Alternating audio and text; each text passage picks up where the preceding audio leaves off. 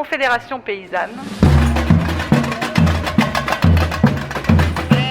Syndicat pour une agriculture paysanne et la défense de ses travailleuses et travailleurs. Nous sommes ici réunis parce que le monde paysan a rendez-vous dans les quelques semaines qui suivent. Un rendez-vous historique puisqu'il s'agit de voter pour les élections professionnelles et que ce rendez-vous n'a lieu que tous les 6 ans et que là pour le coup aucune possibilité de dissolution qui soit prévue. C'est donc un rendez-vous important qui va engendrer la représentativité de la profession agricole. Qui sommes-nous, quelles sont nos différences et surtout notre diversité si enrichissante et comment allons-nous être pris en compte dans cette pluralité. Ici je veux parler plus spécifiquement des chambres d'agriculture, nous y sommes devant, et encore plus spécifiquement du collège 1, les chefs d'exploitation et assimilés, qui représentent 18 membres sur les 33 d'une chambre d'agriculture. J'ai parlé de représentativité et la CONF, de par ses résultats aux dernières élections et parce qu'elle s'est battue pour obtenir ce droit, est représentative. Et donc de ce fait, elle siège dans les différentes instances qui régissent le monde agricole, de l'enseignement au foncier, en passant par la charte sur l'eau qui est spécifique à notre département.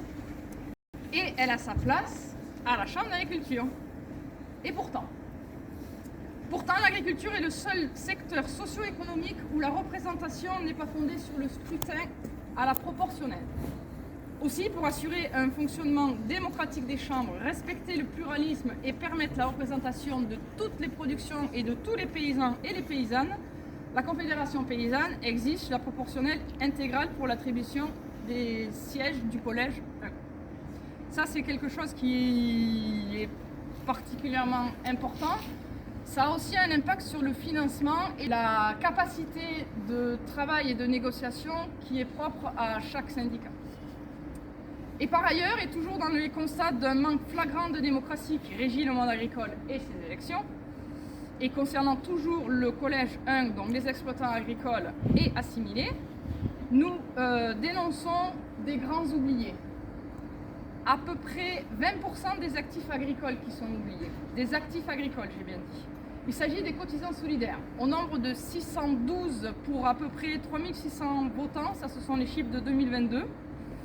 Et parce qu'ils ont des projets atypiques, des projets qui ne répondent pas aux exigences robotiques, génétiques, numériques qui sont ordonnées au plus haut sommet de l'État, parce qu'ils ont des projets de petites fermes ou tout simplement des projets d'installation progressive et qui nécessitent ou qui passent par la démarche de démarrer petit en ayant peu de couverture sociale pour s'affûter et puis pérenniser leur entreprise. Parce qu'ils diffèrent donc d'une vision productiviste de l'agriculture, ces actifs sont considérés comme des sous-citoyens.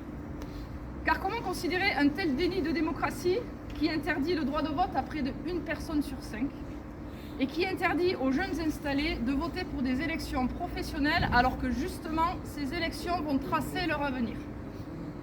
Donc nous exigeons la prise en considération des cotisants solidaires dans le vote professionnel.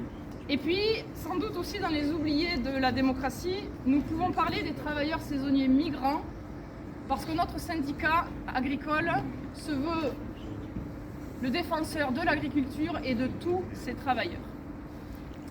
L'enjeu d'un tel rendez-vous est donc notable. Et pourtant, force est de constater que scrutin après scrutin, le taux d'abstention progresse. Il marque un éloignement et une perte de confiance des agriculteurs et agricultrices envers les institutions qui sont censées les représenter. Et les chambres d'agriculture n'ont pas su alerter ni répondre à la crise profonde que traversent les paysans. Dans notre département, nous ne sommes pas les seuls à déplorer un manque de visibilité et de transparence des actions et des outils de la chambre d'agriculture. Par ailleurs, la Confédération paysanne est rarement invitée aux initiatives de la chambre malgré son statut de représentative.